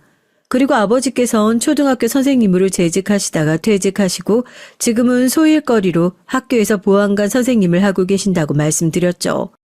그런데 그때 제 말을 들은 시아버지께서 갑자기 피식 비웃으시더라고요. 옛날에 국민학교 선생이 뭐 선생이었나? 맨날 부모들한테 촌지나 받고 애들 때리긴 하는 깡패였지. 그리고 보안관 선생님은 무슨 선생님. 딸이 변호사라도 소용이 없으니까 돈 벌겠다고 늙어서 학교에서 경비나 하는 거지. 요즘 부모들이 다들 그렇게 어렵게 산다니까. 저에게 기가 세네, 여자가 어쩌고 하시는 거야. 어찌 됐든 간에 어른이 하시는 말이니 참고 넘어갔지만 아버지에 대해 함부로 말하는 건 도저히 들어줄 수가 없더라고요.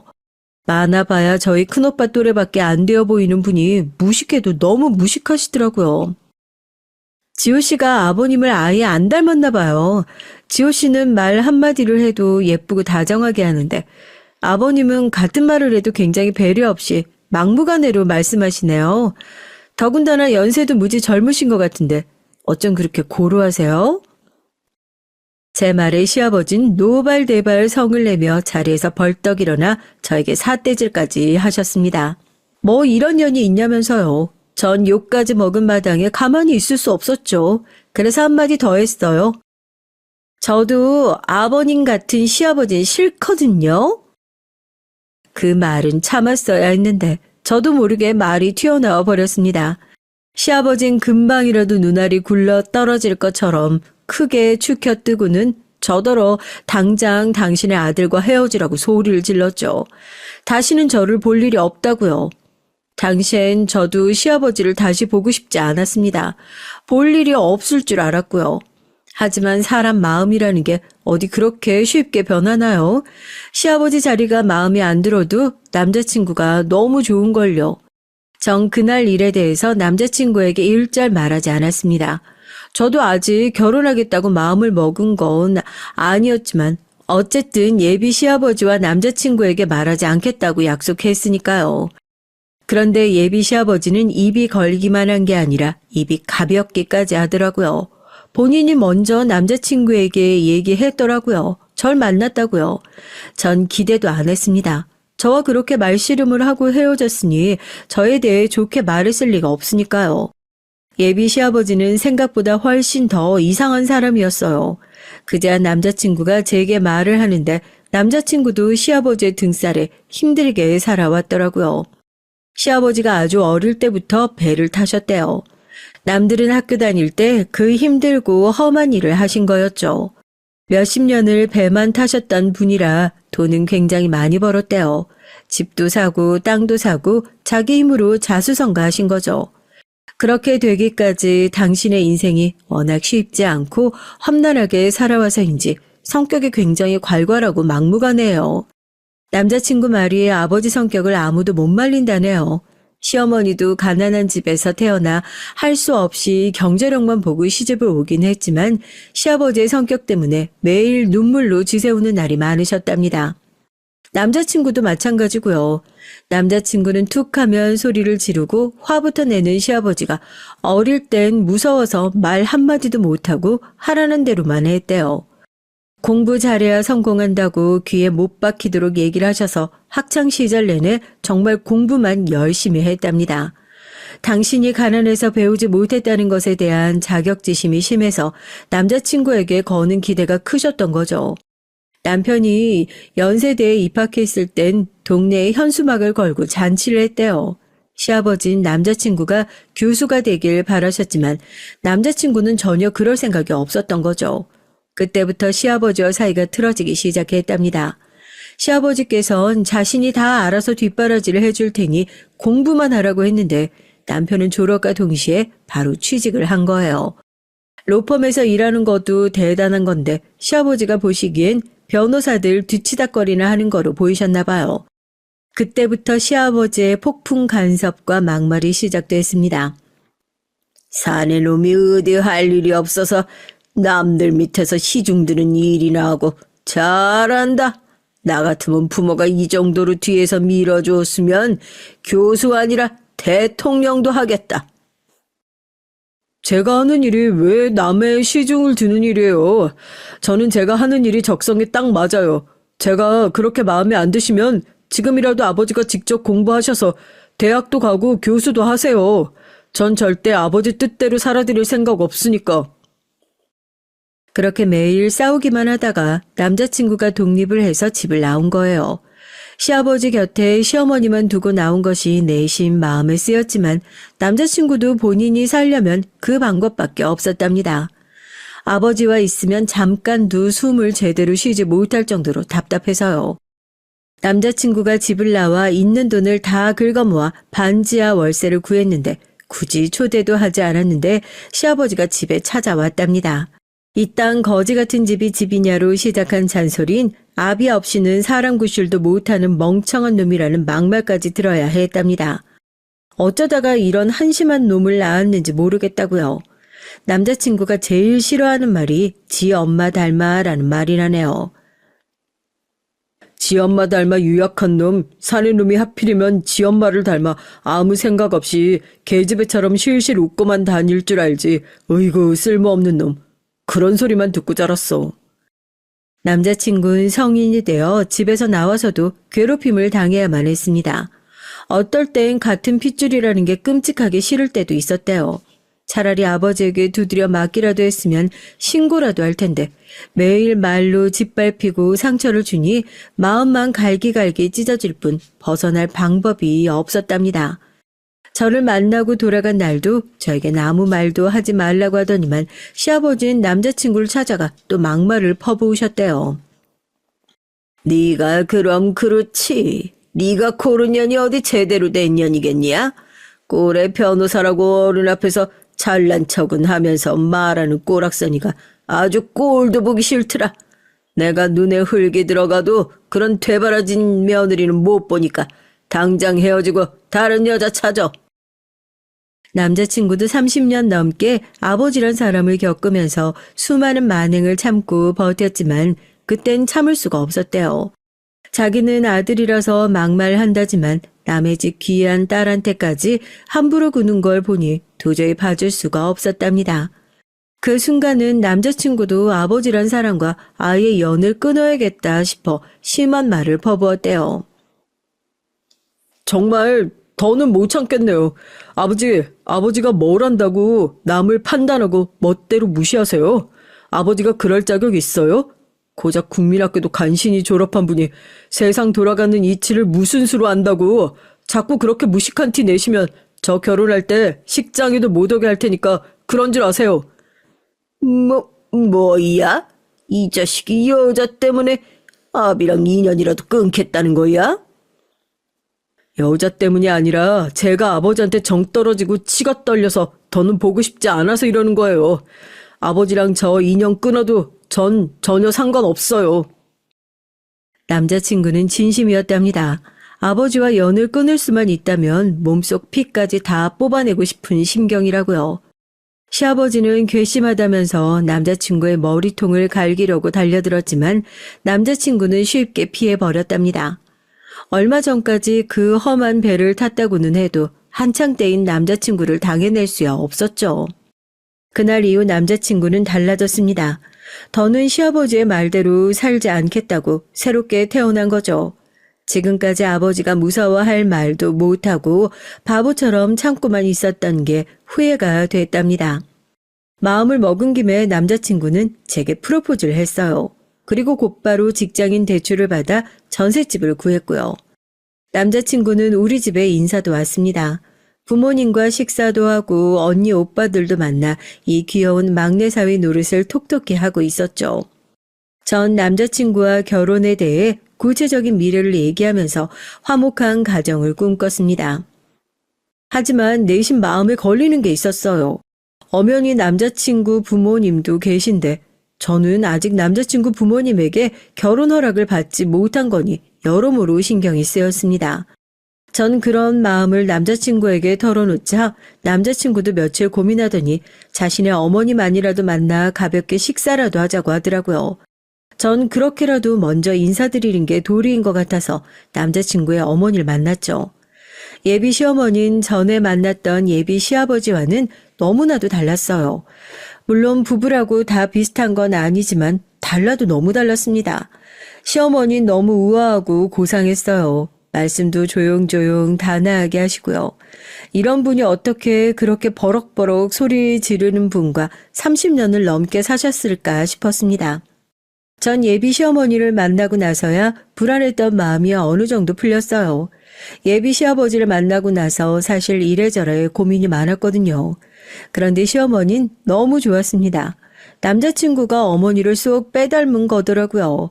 다정하고 자상하신 게 너무 좋았습니다. 아가씨가 너무 밝고 귀여운 게 우리 아들 짝으로 너무 잘 어울리네. 우리 아들이 겉으로 보기에는 점잖아 보이는 것 같아도 속에는 남 모르게 꾹 참고 있는 것들이 있거든. 둘이 서로 잘 보살피면서 살아주면 난 그걸로도 고맙고 충분할 것 같아요.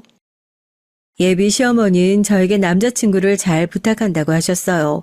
그리고 시아버지께서 했던 말들에 상처 많이 받았을 텐데 대신에 미안하다면서 사과까지 하셨습니다.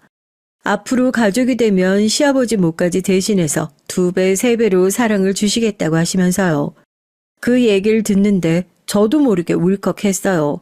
그 말 한마디에 전부 알 수는 없지만 그래도 지금까지 남자친구와 예비 시어머니가 얼마나 고달프고 힘들게 살아오셨을지 마음으로 느껴지더라고요. 예비 시어머니를 만나고 난 이후 전 남자친구와의 결혼에 더 큰 확신을 가졌습니다. 시아버지가 좀 이상하고 별로면 어때요? 다른 가족들끼리 똘똘 뭉쳐 서로 아껴주면서 살다 보면 시아버지도 연세가 드시면서 자연스레 고집도 좀 꺾이고 달라지시겠지라는 작은 기대를 걸어봤습니다. 그런데 역시나 사람은 변하는 게 아닌가 봐요. 예비 시어머니와 제가 따로 만났다는 사실을 알게 된 예비 시아버지가 아주 난리를 피우셨나 봐요. 시어머니를 아주 쥐잡듯이 잡으셨나 보더라고요. 저와 남자친구가 데이트를 하고 있었는데 남자친구에게 예비 시아버지가 전화를 하셨어요. 남자친구는 받지 않았습니다. 그러자 곧바로 예비 시어머니의 번호로 전화가 다시 걸려오더군요. 남자친구는 뭔가 일이 생겼구나 싶었는지 곧장 전화를 받았습니다. 네가 감히 나를 빼돌리고 결혼하겠다고 뒤로 술을 쓰고 다녀? 네가 엄연히 내 호적에 있는 내 아들인데 내 허락 없이 결혼할 수 있을 것 같아? 너 지금 당장 집으로 안 튀어오면 네 엄마도 이 집에서 내쫓아 버릴 테니까 그런 줄 알아. 시어머니 핸드폰으로 전화를 건 사람은 다름 아닌 예비 시아버지였어요. 잔뜩 격앙된 시아버지의 목소리에 남자친구와 전 곧바로 집으로 찾아갔습니다. 남자친구는 저는 안 가는 게 좋겠다고 했지만 아무래도 시어머니가 걱정이 돼서 그냥 돌아갈 수가 없겠더라고요. 전 남자친구를 따라갔습니다. 그런데 저희가 도착했을 땐 이미 집안이 난리가 나 있더군요. 손에 잡히는 대로 던졌는지 바닥에 그릇이 다 깨져 있고 책이며 쿠션 같은 것들이 바닥에 나뒹굴고 있었습니다. 전 놀라서 아무것도 못하고 그대로 서 있었는데 남자친구는 바닥에 유리파편을 웅크려 앉아 치우고 계시던 시어머니부터 챙겼죠. 괜찮으시냐고 여쭙습니다. 그런데 시어머니는 멍하니 서 있는 제 걱정부터 하셨어요. 무슨 좋은 꼴을 본다고 저를 왜 데리고 왔냐고 걱정을 하셨죠.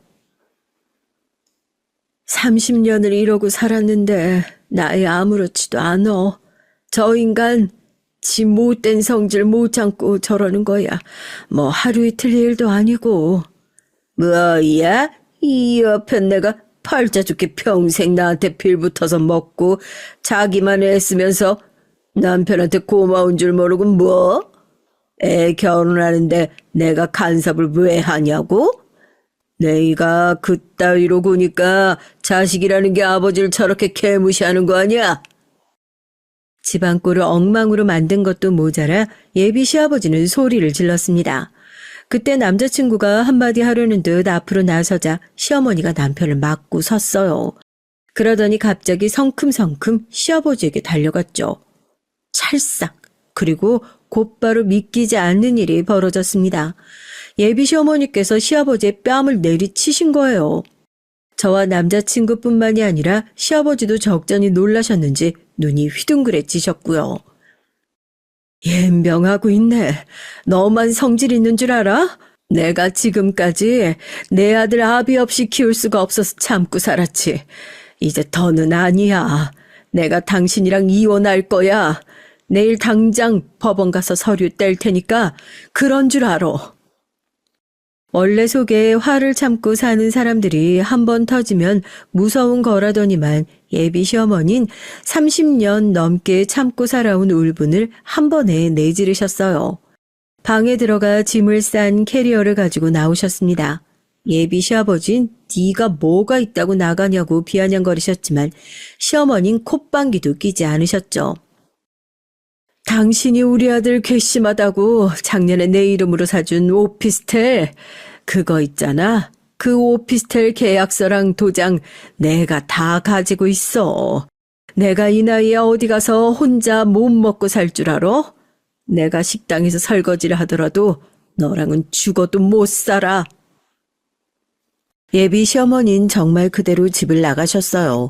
시아버지께서 원래 아들에게 주려고 점 찍어둔 오피스텔이 있었는데 아들이 자신의 말을 안 듣고 월세를 얻어 나갔다는 이유로 화가 나선 욱하는 마음에 시어머니 명의로 사줬다고 하더라고요.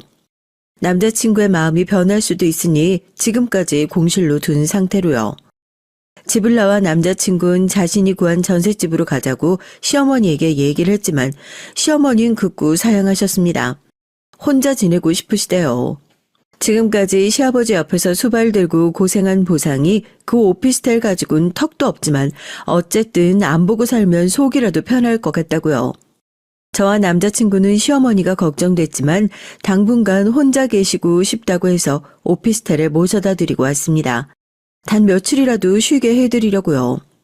그런데 예비 시어머니가 집을 나간 지 한 달도 되지 않아 다시 집으로 돌아가셨어요. 예비 시아버지가 시어머니에게 사정하셨답니다. 다시 돌아오라고요. 그 못된 성질의 시아버지가 콧대 높은 자존심을 꺾고 사정을 하셨다는 게 믿기지 않았지만 그럴 수밖에 없는 사정이 있으셨나 보더라고요. 시아버진 평생 혼자 물도 한 번 안 떠다 드신 분이라네요. 시어머니에게 온갖 수발을 다 받고 사신 분이 한 달이나 혼자 사셨으니 개고생을 하신 거죠.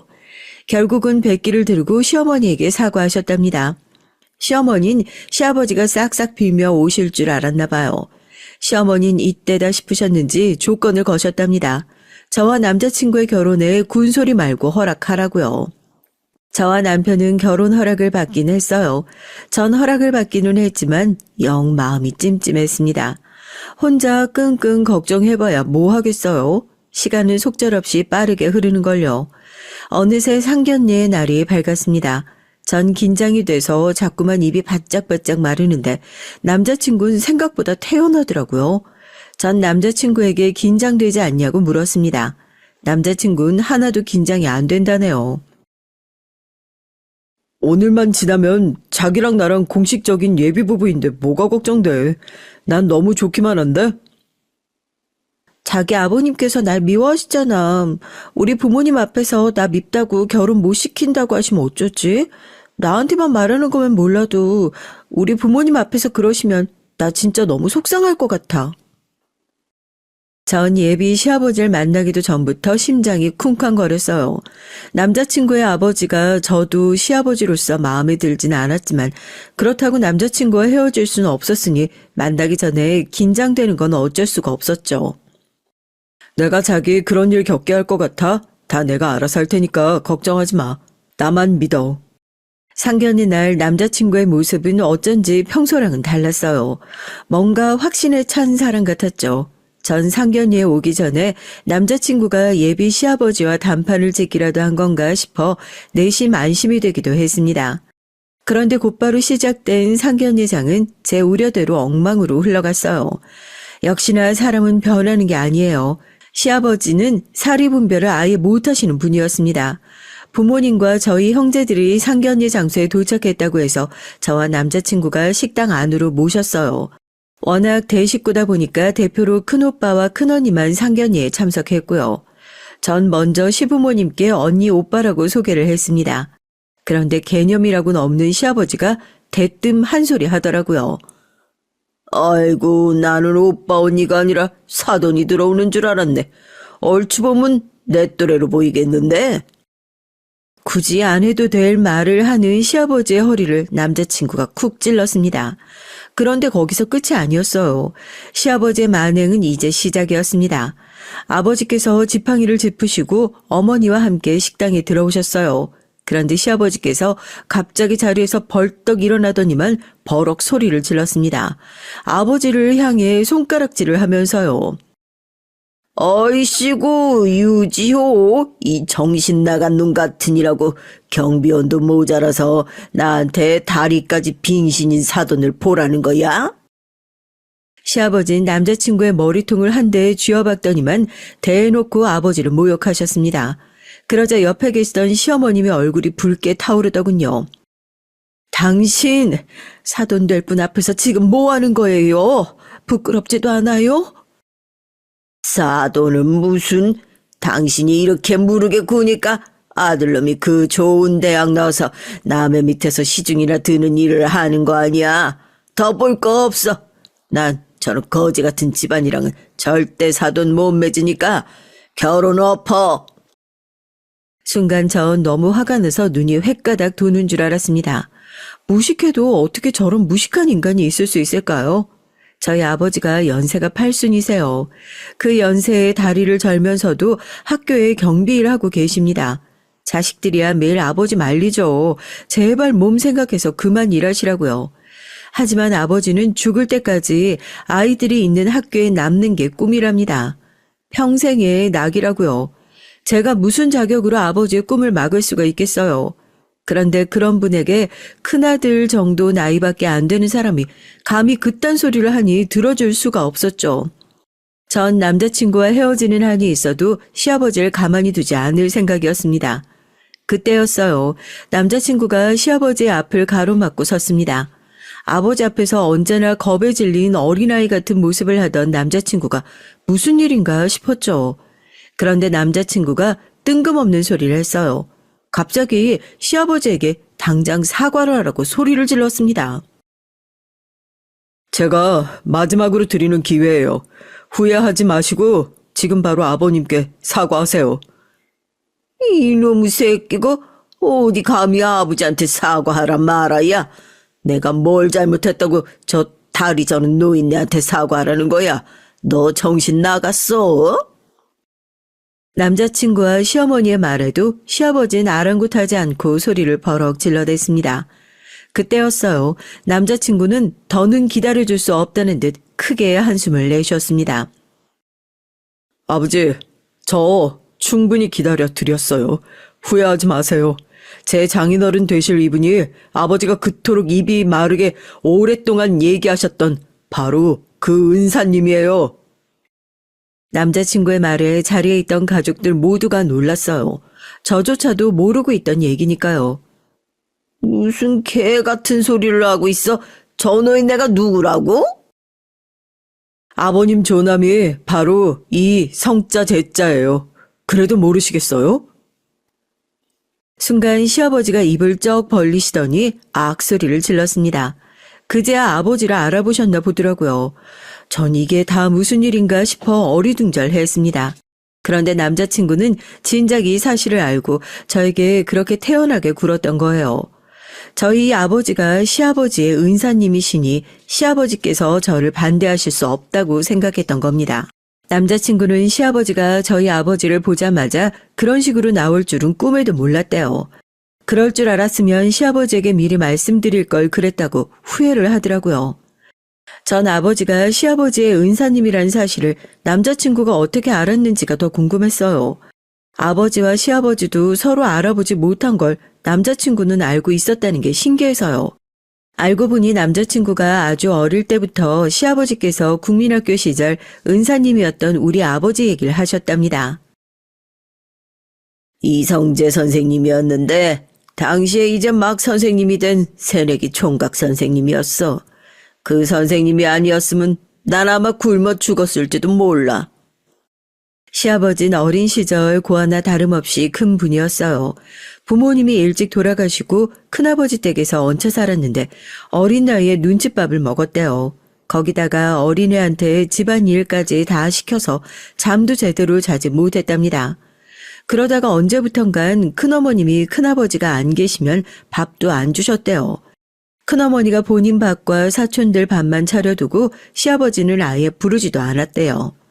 그러다가 큰아버지가 돈을 벌기 위해 배를 타고 다른 나라로 나가셨는데 그때는 아예 한 끼도 먹지를 못했다고 합니다.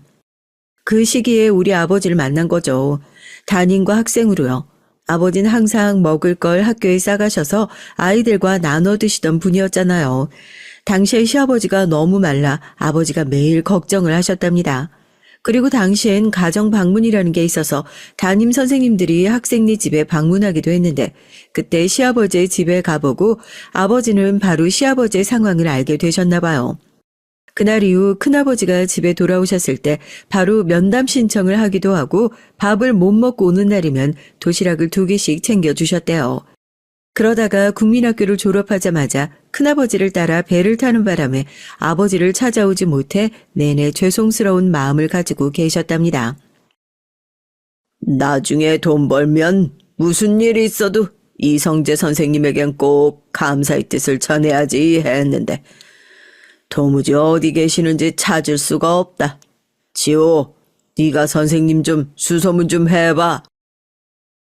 시아버지가 남자친구에게 은사님을 좀 찾아보라고 하시기까지 하셨더라고요.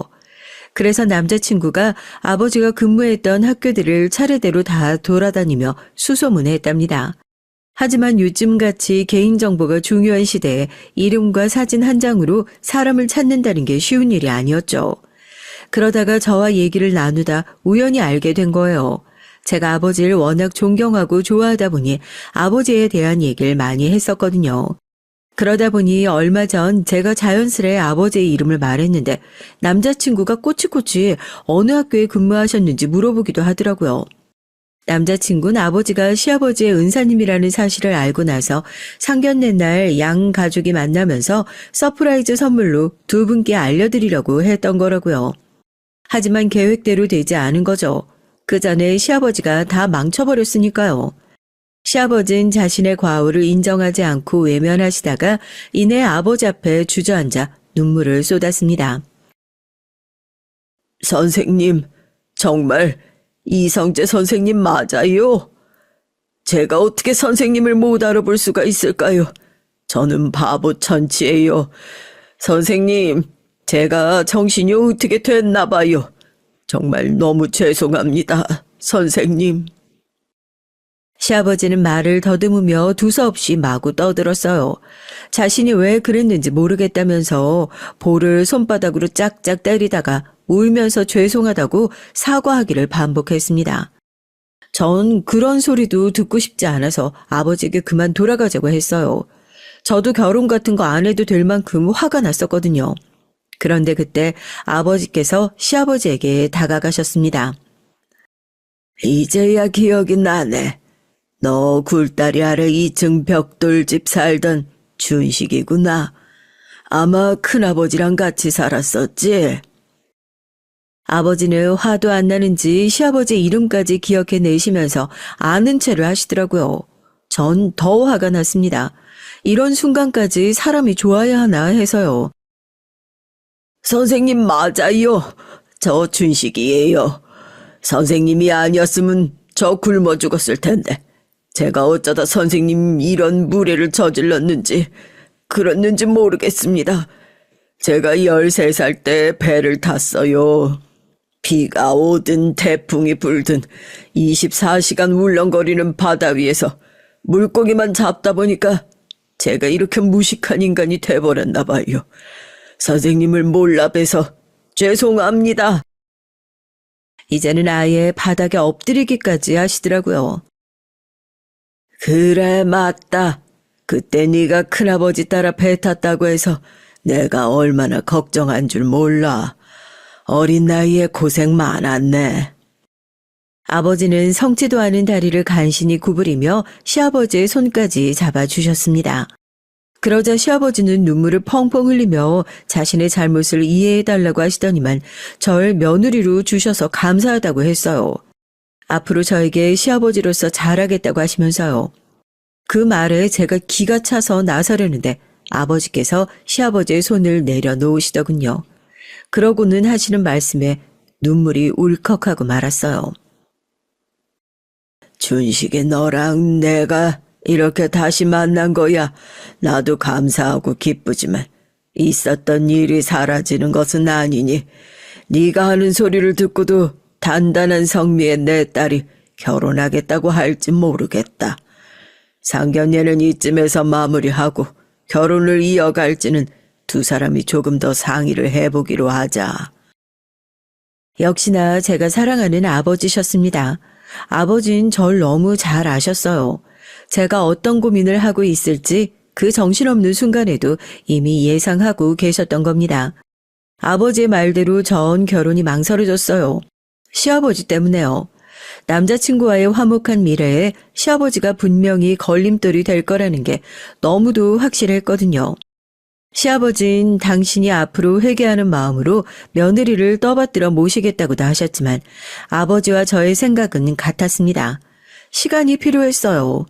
남자친구는 시아버지께서 이런 일까지 있었는데 분명 달라지실 거라고 기대했지만 제 마음이 동하지 않았습니다.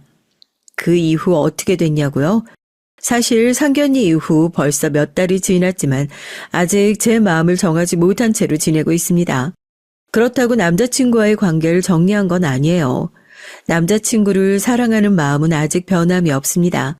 하지만 남편의 아버지가 저희 시아버지가 된다고 생각하면 아직도 마음이 편치 않아요. 그날 이후 시아버지는 이 사달이 모두 다 자신의 잘못임을 인정하고 주말마다 우리 집으로 출근하십니다. 그럴 때마다 아버지는 문을 열어주세요. 아버지에게 그토록 큰 잘못을 하셨지만 당신의 제자니 마음으로 품어주시는 거겠죠. 세아가 지호한테 들으니까 네가 초콜릿을 좋아한다고 하더구나. 이거 내 주변의 배탈을 후배한테 부탁해서 유럽에서 사온 초콜릿이야. 이거 받아주고 우리 아들도 다시 한번 받아줘. 제게 사정하시는 모습이 정말 그 전에 봤던 분과 같은 분인가 싶더군요.